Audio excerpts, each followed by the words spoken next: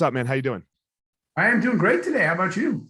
Man, we just had such a great connection over food, right? Like we both discovered that we were foodies.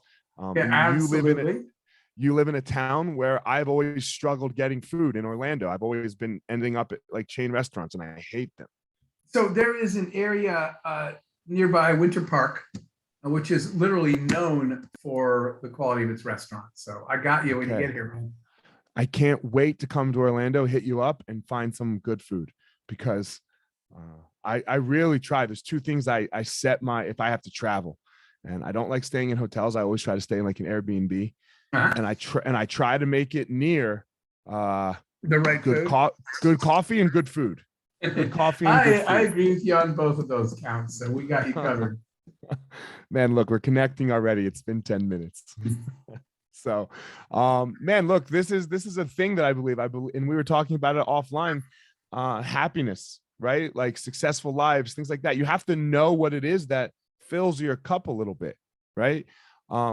So what is it that fills your cup? What, other than No, food and, what is it that really, makes without a Jeff Jeff? doubt, that a lot of a lot of people that are quote unhappy or unsure Mhm. and searching for happiness have no idea what they're searching for, right? Right. Or what happens more often, Elliot, they're searching for everyone else's definition of happiness because that's what society says.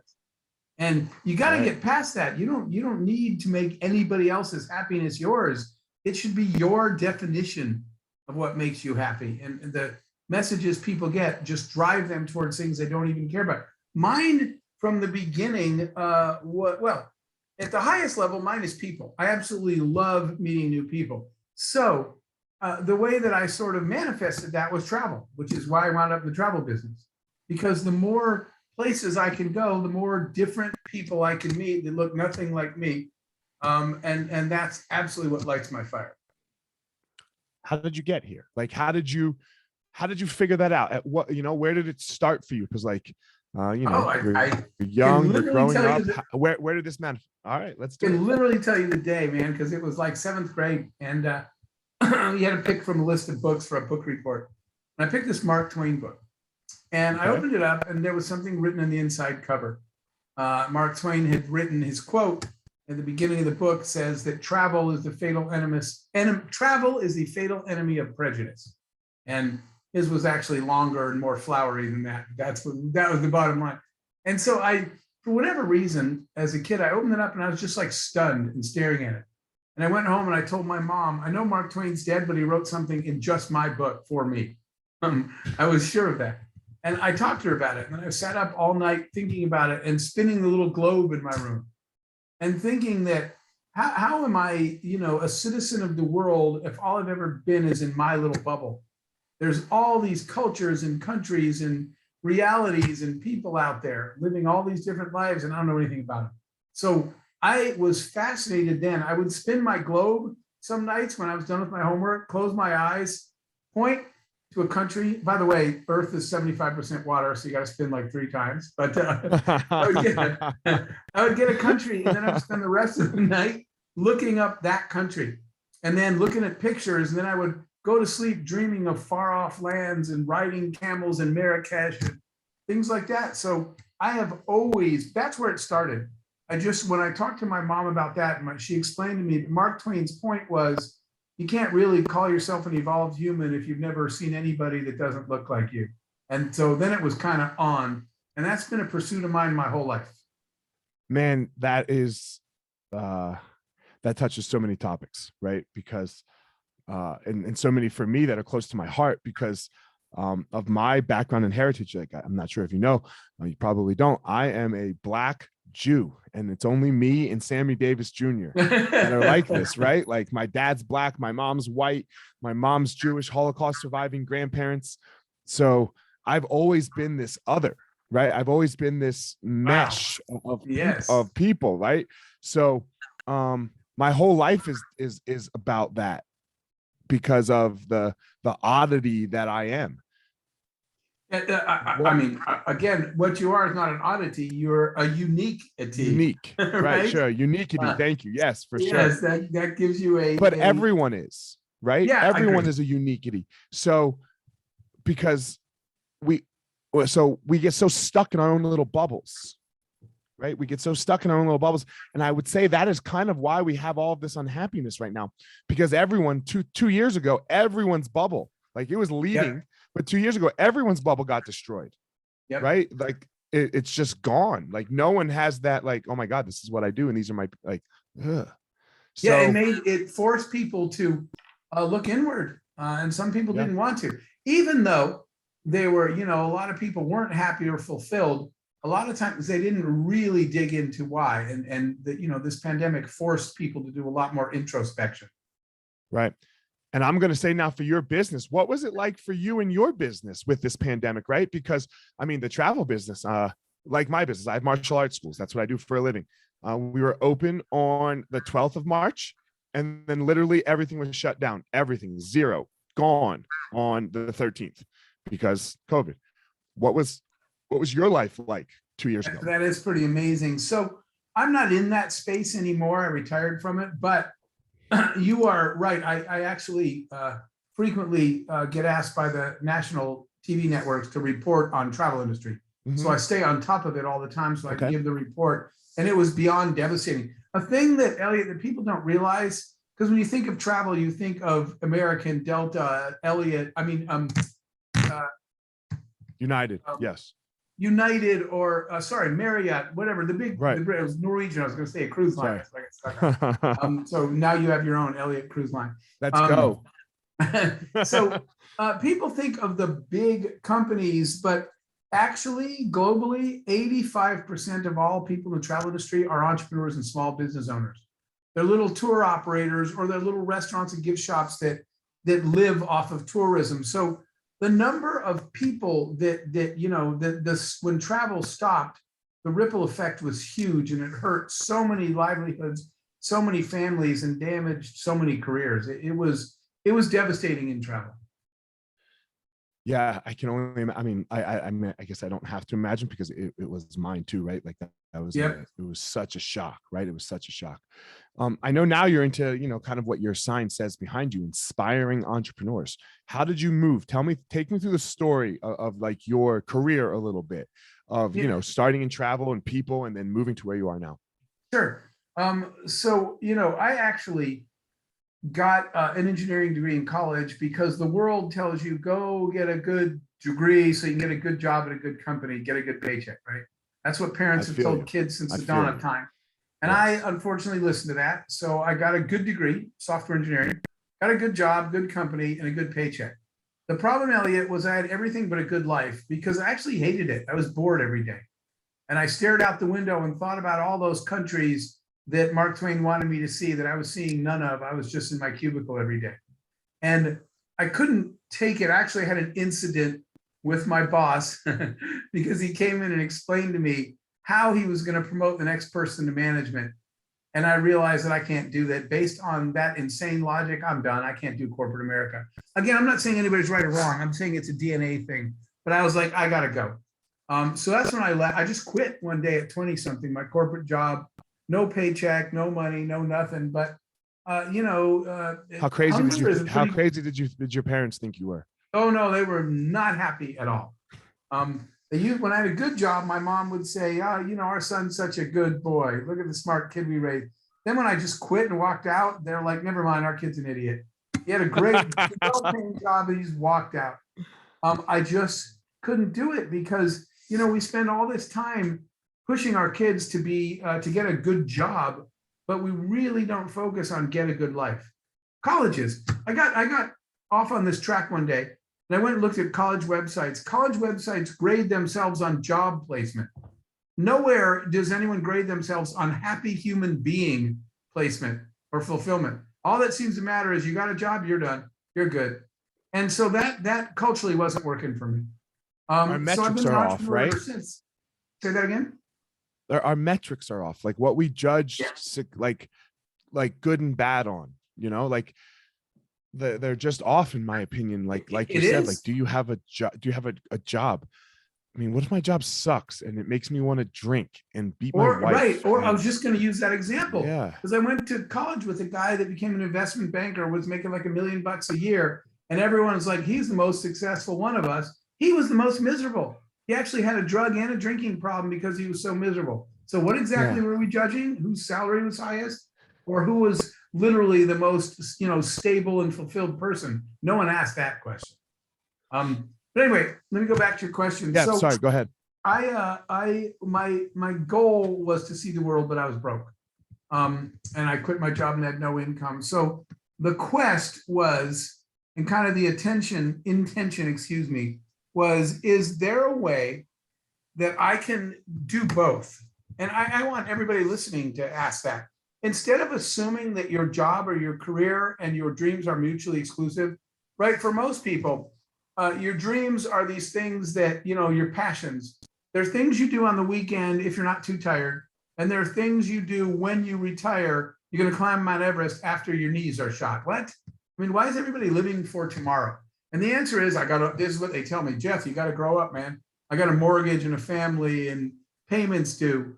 And LA, they always tell people, I don't think you're growing up. I think you're just giving up, because you're accepting that a job and a responsible life is something that is exclusive from your dreams and passions. So mine was to travel. And the beauty of being an entrepreneur is, instead of complaining about the job you have, why don't you just go build the one you want? And so that's what wound up happening. I was in the airport. I missed a flight. I was broke. The airline ticket was already expensive. And I missed a flight because it took more than an hour to get through the check-in line to get a boarding pass. So that was really the real birth of my entrepreneurial career, because I went home that Friday and started my first startup, which was those, now when you go to an airport, and they're all over the world now, and you use a kiosk to check in, that was really my first product. Okay. So you had to stand in line back then. I missed a flight. I went home and said, I'm going to figure out a way that people can check themselves in. And I started to build a team. We designed and built those kiosks. And not only did we sell them all over the world, but I got to travel all over the world to deliver them. So I turned my passion into my job, and created a company where my job was to travel every week. Man, that's all I ever wanted to do. And then, hey, guess what? We got paid for it because people really liked the product. That's the story, right? That's the story. That's the dream. It's so interesting because, we were talking about like our parents a second ago, right? Like get a job and get an education. And I try to look back on it, like my grandfather, like I have martial arts schools. And he told me I was crazy, right? Like my whole life, he told me I was crazy. Like, what are you doing? Because for him, a Holocaust survivor, it didn't make sense. You needed this skill that you needed something, a doctor, a lawyer, right? Something in that sense, an engineer, because people will need you. And if people need you, you'll be able to have money and be safe and all of those things, because they weren't safe. The depression, right? The Holocaust, all these things that they grew up in, the greatest generation. That's just not us, right? That's just not us, because currently we're not in that. Look, we might be there again. Who knows where this whole situation of our lives will go, right? We're coming through the pandemic and the division. But you have to I try to not have so much fault to them for the pushing of this education thing is I guess my point. Yeah, no, that totally makes sense. But we just haven't changed the paradigm. Right. No matter how you slice it, we just haven't changed the paradigm. We're still delivering the same messages from parents to kids for the most part. And the school, the educational system itself hasn't really morphed, understandably. It's a giant battleship to turn around. But it just does not reflect today's human beings in the world today. That's the problem. I think it's a big problem, but again, we don't need to churn out generations full of job seekers. We need to churn out generations full of change makers, people that care about impact and experience and something in addition to, not in place of, in addition to a paycheck and a title. And then from my experience, you'll have so many job seekers, right? Like I have 150 employees. I'm sure you had employees, but they loved what they did, right? They loved to come in and travel with you and it wasn't about the kiosks, right? Even though it was about the kiosks, it was about providing something else for humans. Absolutely. The experience, the growth that they got personally and individually, the experiences they had when we traveled around delivering. The first time we delivered one of these to Europe, for example. Yeah, there's so much more. And the other part of it is being part of a tribe, right? if you have a job in a culture, a company that has a culture that lifts you, right? When you're part of a tribe, I've actually had people, Elliot, that worked for me for 4 companies. And the reason we all kept coming back was because there was something there. Being around each other was fulfilling. It almost didn't matter what the job was. When the band was together, life was great. And when life was bad, guess what? It was okay because you had each other. So finding a tribe is so critical. And that's why, by the way, when I mentor companies, I talk a lot about culture. What's the culture of your company? And if you don't know, you need one, because that's what draws people to a place where they want to work as well. I have another business called Easton Online, which is where we consult with other martial arts schools or gyms. And I agree with you. It's the first thing we tackle, right? Like everyone, most of the consulting in my industry is this: get more leads, get more leads, get more leads, so you can have more students. And we just don't do that, right? The first thing we tackle is what is it like to be in your school? What is the culture of your place? Because I mean, you can get a million leads, right? Just as you could, as anybody can. But if they hate you, they go out the back door, and it costs money to get that lead, right? Like, so now you're out. Now you've lost money. So if you can keep a client and keep an employee that you don't have to retrain, right? Because they just love coming to work every day. Yeah, and that reputational part of a happy client is what brings you more clients anyway, right? The client you want to acquire is the one that costs you nothing, because your clients can't stop talking about you. Right. Yeah. And it's free. Yep. Right. It's free. The you don't have to pay for that marketing as far as, so. I always tell people that's the difference between, marketing and scaling, right? Marketing is you spend money on every person, but companies don't really take off and scale until people start coming to you haven't spent any money on. Yes. And that's about brand, and that's, a reflection of your culture. 100%. 100%. Talk to me how you moved into this inspiring entrepreneur world, right? So you were building companies, selling these kiosks, right? Where did it start to shift? So we had our successes and our failures. We had a couple that didn't work. Very blessed to be part of companies like Priceline and ubid.com, which we also also became a multi-billion-dollar company. We also took that public. So we've had companies acquired. So we've done it all. I had it all: failures, acquisitions, IPOs. I'm going to stop you for a second because I want to hear this fail. I want to stop you for a second. I want to hear this failure part, because this is another thing that we are just not skillful at, right? Like, so you're quote unquote successful, but you failed some companies, like whole companies failed. Yeah, absolutely. One of mine was, I had a company that we actually named Virtual Shopping, because we suddenly realized you don't actually have to drive to the mall anymore, because there's this really cool new thing called the internet. And we built a company, we spent money, and we hired people, and we created product, and it was, again, crickets chirping, silence, because no one came. And no one came to our company because we were just wrong. We didn't study enough. We didn't ask enough questions. And while we were right that people thought it was cool that I could order a sweater or some tennis shoes on my computer, what we did not think about at all, because we thought it made sense. We understood things like encryption, but we didn't ask mom, who was buying a pair of sneakers for her kid, if she was comfortable putting her credit card onto a computer, which was a brand new concept. So we failed. We built a whole company, brought employees, launched products. No one bought anything, and we shut it down. Failure. And a big lesson learned in that failure, which was quit being blinded by your own brilliance. Because you think an idea is cool. Okay. Yeah. Just because you think an idea is cool. In fact, Elliot, I got to tell you the actual funny story of how I learned that afterwards. We had a product. We were targeting stay-at-home moms. Instead of loading both kids up in the stroller and the diaper bag, driving to the mall, the kids are asleep. You don't want to go anywhere. Go over to your computer and order what you need. This was our idea when the internet was new. And it failed. So I had email addresses. So I reached out to some of the people, because they had come on the site but not bought anything. And I said to some moms, can I just learn something? Would you mind taking a call? A couple of them did. I called this mom and I said, hey, I saw that you were on our site looking at clothing, but you didn't buy anything.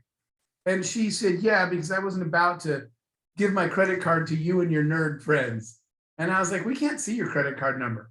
She said, I'm typing it into your website. That's not safe. And I said, no, it's encrypted.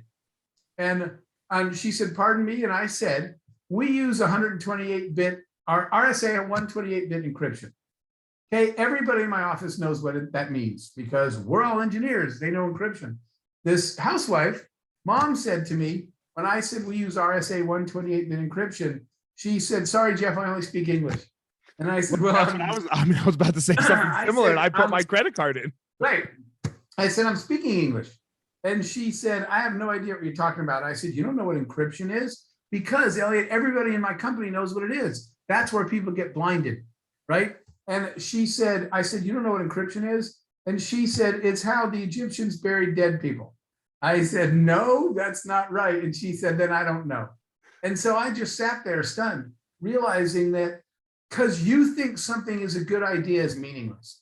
And so that was the learning. Now, when we have a good idea, if I have a good idea and it's for mom, the first thing I do is grab my car keys, go out and talk to some moms and say, does this even make any sense to you? But I did it wrong that time and we failed. And it cost you money. Yep, cost us money. It cost you time. All of the above. All right. So this is a hard thing for people to get over. How did you get over it? How did you move on from that failure, from that loss of money, from that time, and then do it again?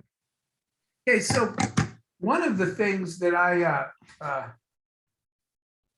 love to talk about is that people talk about, are entrepreneurs born or made?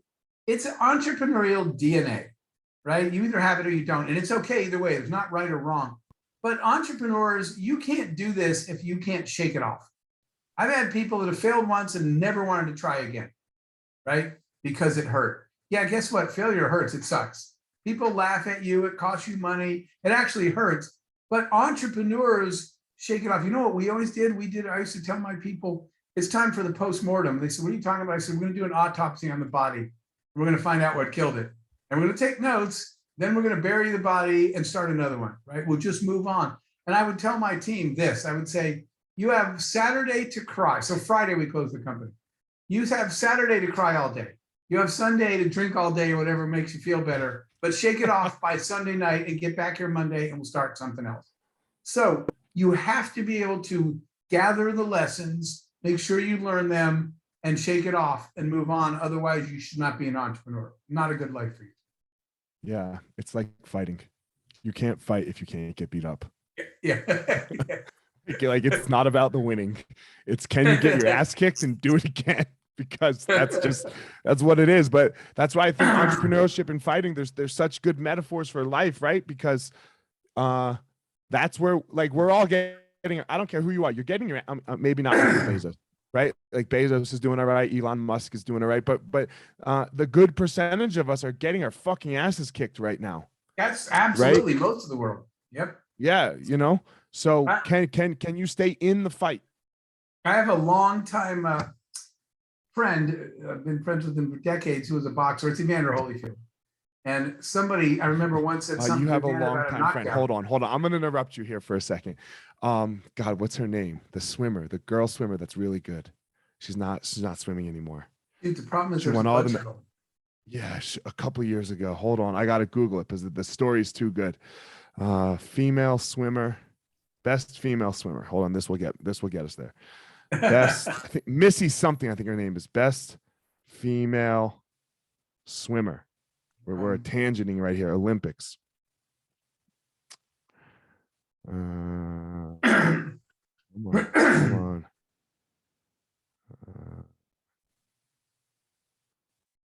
Missy Franklin. That's who it was, right? Okay. And she lives in Colorado. And when I was fighting, I had a strength and conditioning coach.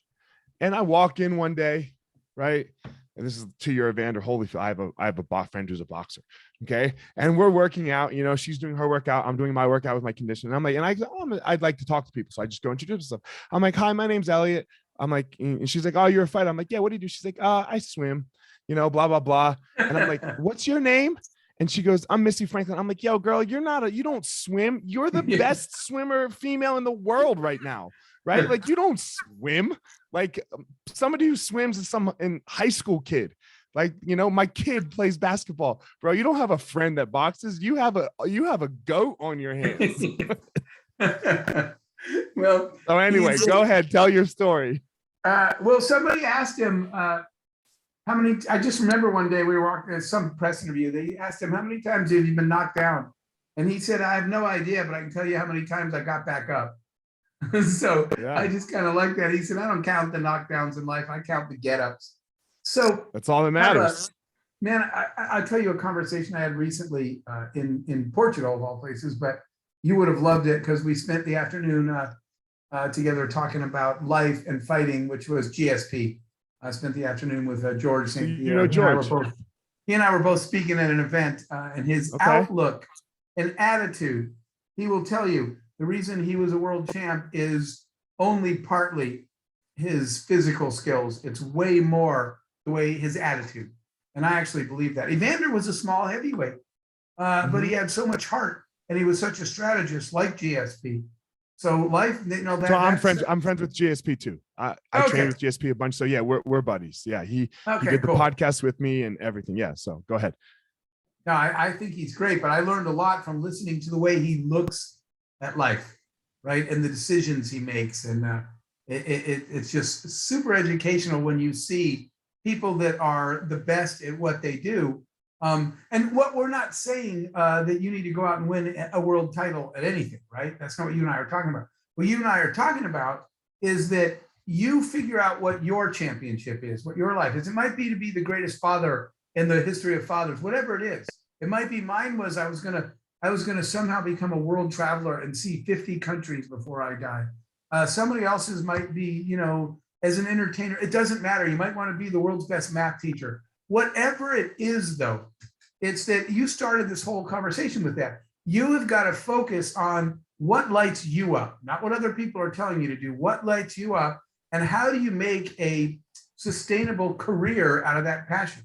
So that's been my whole life in travel, right? That's why I was later, not so surprising, right, that I was part of things like Priceline, because that's what I want to do. I want to travel.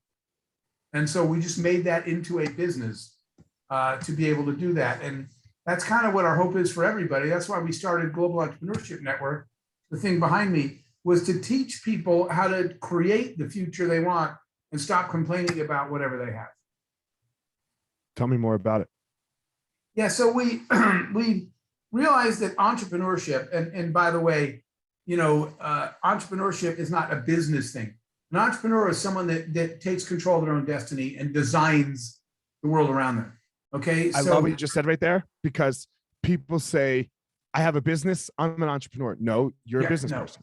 No, you run a business, right? Like you have a job, you have a business, and that's it. That is not an entrepreneur. That is such a misnomer, in my opinion. I love that you are 100% right. One of my current good friends and business partners is Pitbull, and he doesn't call himself a singer first. He's an entrepreneur. It was a person who designed a life that he wanted and worked hard enough to build it. That's what entrepreneurs do. They don't complain about what they don't have or what is. They go out and build what should be, and they build what they want to see in the world. You and I totally agree on what that definition is. So what we realized was there was a set of skills that you need for any kind of an entrepreneur. That if we taught more people those skills, more people could design a better future for themselves. So Global Entrepreneurship Network, which I'm currently the chairman of, we're now in 200 countries. And that's what we teach. We teach people the attitude and the mindset and the skill set of entrepreneurship. I'll give you a quick example, Elliot. Mm-hmm. One of the biggest ones is nobody ever did anything without the right team around them, right? So if you're a fighter, you need the right trainer. You need the right strength coach. You need that conditioning coach. You actually need somebody that gets you fights and negotiates good deals for you. You need a whole team of people around you. It's no different for me as a CEO. I need a marketing person, a product people. I need finance people, customer service people. So one of the soft skills you don't learn in school that is what enables people, what delineates a good entrepreneur from the rest, is your ability to inspire people to join your team and to keep people, attract talented people, motivate them, and keep them on your team. That's an example of, that's what makes you an entrepreneur. Can you build a team around you to achieve what you guys want to achieve? Most people do not know how to do that. It's hard. It is hard. It's hard because, and at the same time, right? Like, it's not like, you're not the, like, you're the CEO, but you're not the COO. And I think a lot of times in like, and let's explain for those who aren't listening, the CEO is this person, this motivator, this out in the public, this out in the eye kind of person who's coming up with a vision and that, but the COO is this person who like gets the operations done. You get the work done. And I think a lot of times people try to be both, and you can't be both. It's not the same person, right? Like that is not the same human.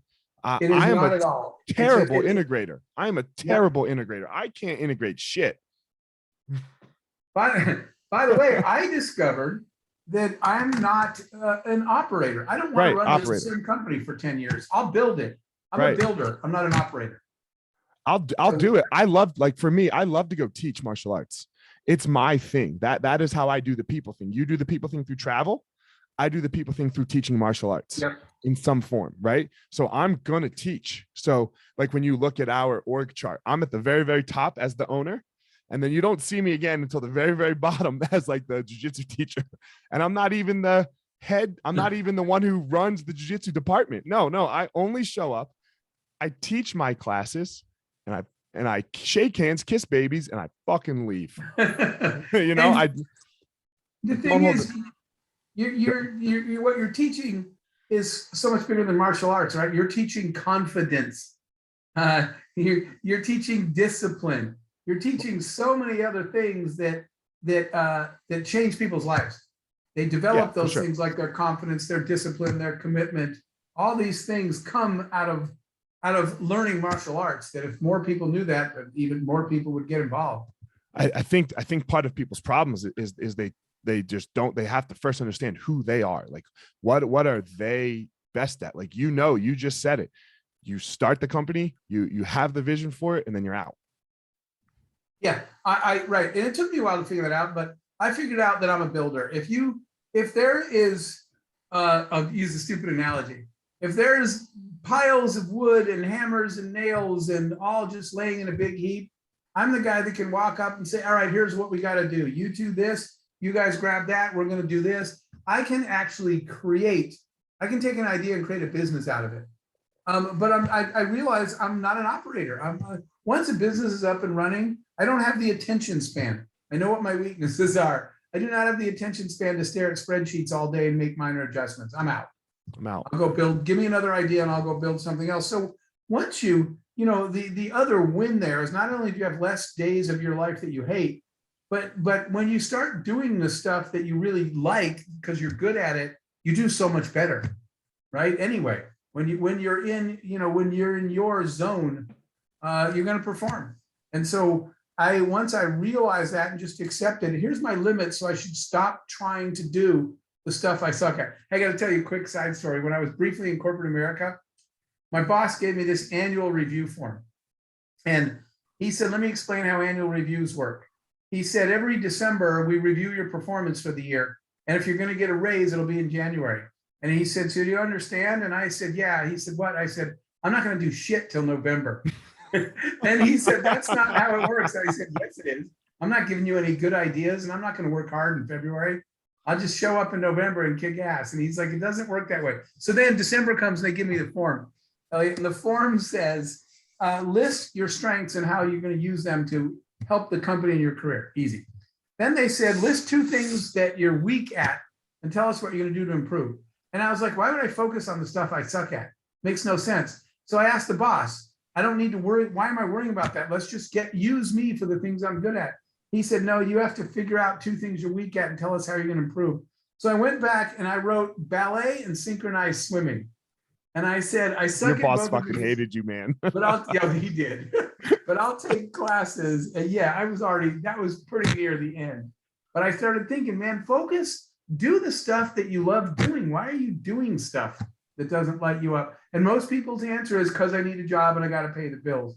And that's why entrepreneurship, why don't you go create a reality where you get to teach, Elliot. You built a business that enables you to have that one-on-one interaction, teaching people what you love doing.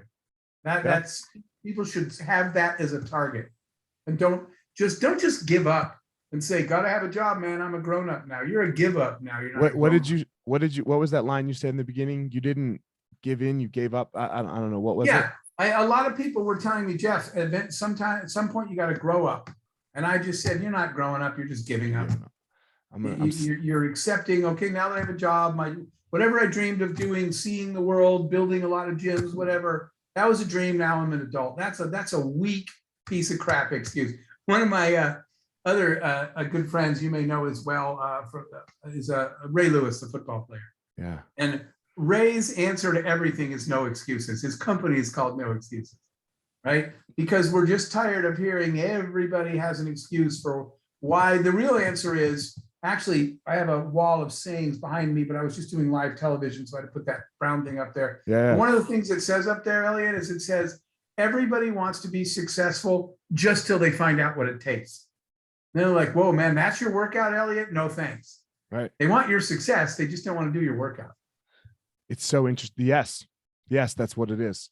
That is what it is. And I think part of the thing that can discourage people, like, look, you mentioned like GSP, for example. Look, I had the same dream as GSP, right? Like, I did not achieve it. It didn't come for me. Like that was, when you check the box of failure or success, it's got to go in the failure check, because I was trying to be the champion. I dedicated the first 31 years of my life to that, and it didn't happen. What do you tell Elliot? Right? What do you tell Elliot when that's the case? Well, I'll tell you what. When I already know this in your case, but we're just saying a different Elliot. Sure, that's why I'm saying I'm not really answering it to you in general. As long as you have left it all out there in the octagon, you can walk away. The thing that people can't do is not give it their all, because then you will spend the rest of your life seeing in your head all the times you didn't give it your all and the things you could, woulda, coulda, and should have done. If you leave it all out there and you gave it your all, you can walk away. Not everything we want to do is meant to be, and we can live with that. So it's not failure that's the problem. It's not trying that's the problem. And so when you gave it your best, man, even though it hurts to a lot of people, you can shake it off. There will be something else. I have a tended to believe that things happen for a reason. When something doesn't work out for me, there must be something better around the corner. And this probably happened for a reason. But if I gave it a half-ass effort, I don't ever get over it. If I gave it my all, I said, man, it just wasn't meant to be. Let's figure out what is meant to be. And let me put all my positive energy towards that. So there's so many possibilities for all of us to succeed and live a very fulfilling and successful life, but it might not be the one that we were choosing at any time. Like I said, I've certainly had my failures. By the way, I tried to get into video gaming because I thought it was so cool. And I launched a video game company that was an absolute miserable failure, and it sucked. But we left it all out there. We just weren't right place, right time, right people, and I got over it. If I'd never tried, I would have spent my life watching success in that industry and saying, man, that could have been me. Just leave it all out there. It's interesting as I hear you talk, because I definitely think of myself as an entrepreneur. I'm not as entrepreneurial as you, right? Because you'll do any business, right? You'll do anyone. I don't. I have to be into the businesses that I'm trying. Sure. I'll never do video games. Yeah, right? well, I shouldn't have. Oh well, right? But I think there's different levels. Like, you are like entrepreneur on steroids, and I'm like entrepreneur at a little bit lower level, because just hearing you talk, because like I said, I'll never do something that doesn't like, ooh, that industry actually interests me. Yeah, well, we when we were talking about what's the message to that, Elliot, like I said, the fact that we failed put me in a position at something I was not that passionate about, actually created the opportunity for me. I absolutely love music and studied it my whole life, and it's a big passion. And because our video game thing failed, that's what actually wound up putting me in the position to start the music company I started. And we wound up, that journey ended on the Grammy red carpet. We won a Grammy for an album we produced. I would have never been pursued that had I not failed at the other thing, because I would have dragged on for years with this thing that wasn't working. So, one door closes, one door opens. As we wrap it up here, I'm really interested to hear your answer to this question, because like, you've done some things, you've done some real things, Priceline, right? Grammys. I'm sure on your phone, you like have Ray Lewis's phone number, and you have Evandra's phone number. Like you said, they're your friends. Bro, this conversation ain't gonna do anything for you as far as like your business. Like, I'm not Joe Rogan. I'm not Tim. I'm sure you could get on Tim Ferriss's podcast if you haven't been already, or some very high profile thing. Why the hell are you sitting here talking to me? All right. So there's a very specific reason. I made a commitment to giving back by trying to share everything that I've learned with as many people as I can. I really do honestly believe, Elliot, that I have received way more than my fair share of blessings in life, way more than I deserve and way more than I asked for or ever wanted. I'm not a material guy. And, I was never drawn by, thanks to my mom, never fascinated with the stuff that really didn't matter. She didn't focus on money, on things, on having famous for any of that stuff. Mom focused on what kind of human you are and what your fundamental values were. And really, what I've asked myself my whole journey is not what I've done for me, but have I made anybody else's life better? And so when I got to a point where I said, it's enough in terms of business and financial success or whatever, I made a commitment. I said, the only way I can sort of pay this back is to do everything I can to help other people get where they're going. I know once I found out what it felt like to achieve something I never thought I could achieve. Honestly, one of those moments was standing, even though it was not a dream of mine, but standing on the red carpet at the Grammys when we won, I stood and I was thinking, how on earth did the path of my life ever end up here? And I thought to myself, and this is the way I thought it, I said, man, every human being deserves a red carpet moment. What I mean by that, nothing to do with red carpets or awards. Every human being deserves a chance to get to a point where they look around with a huge smile and say, I cannot believe this is my life. This is so cool if this is my life. So at that moment, I said, I'm going to dedicate the rest of my life to trying to help people get there. So any chance, there might only be one person listening to you and I right now that is inspired and makes a life change because of it, but that counts. If there's someone that heard something we said, and sometimes I get these messages. People say, man, you pushed me over the hump, or you helped me see something I didn't, or literally somehow we had an impact on someone that was life-changing for them. That's my commitment. I would like to pay my debt by trying to help people make their lives the ones they want to have, so that they can have their red carpet moment where people will say, I changed the course of my life and now I can't believe this is my life. That's my commitment. That's why I'm here.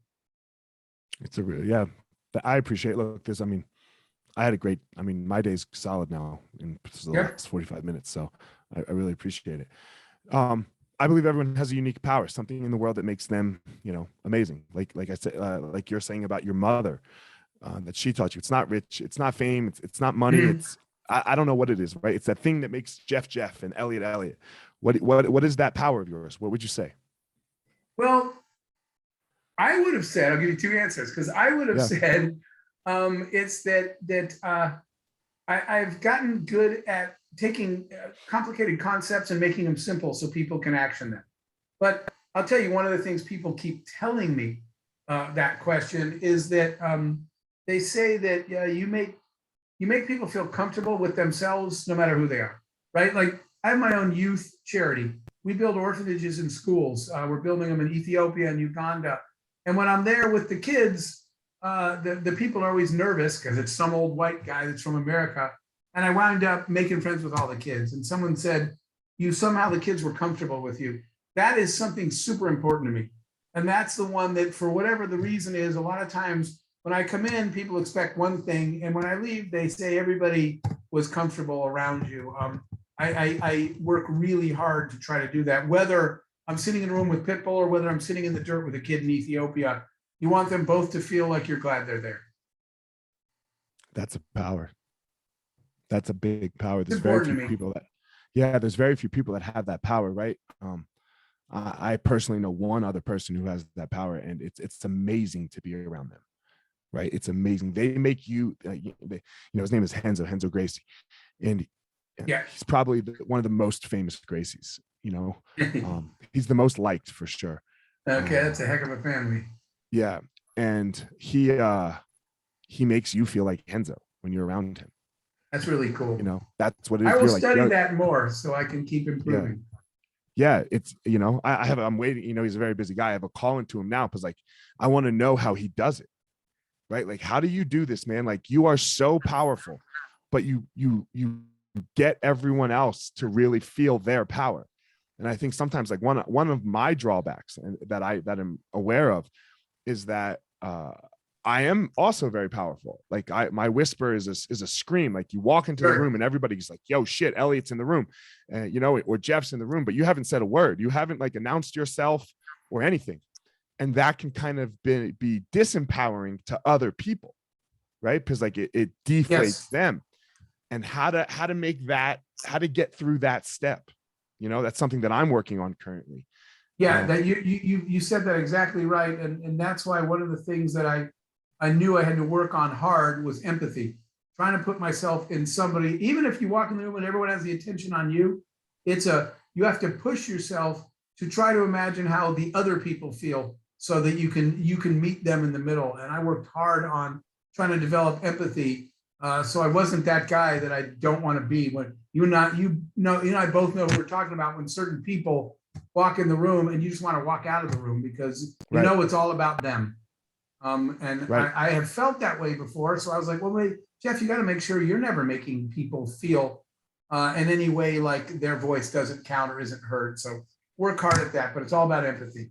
Thank you so much for having me today. Yeah, thank you. I really enjoyed the conversation. I hope it was maybe a little different, maybe the same I love that not part. for you. Yeah. So yeah. Definitely different. That's what I liked about it. Yeah. Man, I don't know if people reach out to you or work with you or do whatever it is with the global entrepreneurs. Tell everyone where they can find it and you and all of that. Sure. So I'll give you three things real quick. My website's just jeffhoffman.com. Their global entrepreneurship network, if you want to get involved in helping us teach people how to help themselves all over the world, that's Gen, G-E-N, genglobal.co. And then our youth charity, if anybody wants to get involved in helping give kids a chance at life, is called worldyouthhorizons.com. So those are the three places where I spend all my time. Thank you. Yeah, thank you, Jeff. Guys, first, thanks, Jeff, for coming on. That was a great conversation for me. I hope it was good for everyone else. Thanks for coming on. As always, everyone, don't go out in the world and try to be Jeff. Jeff has his unique power and thing that he does. Don't go out in the world and try to be me. I have my unique thing and power that I do. Go out in the world, find your power, give it to the world. Have a great day, everyone.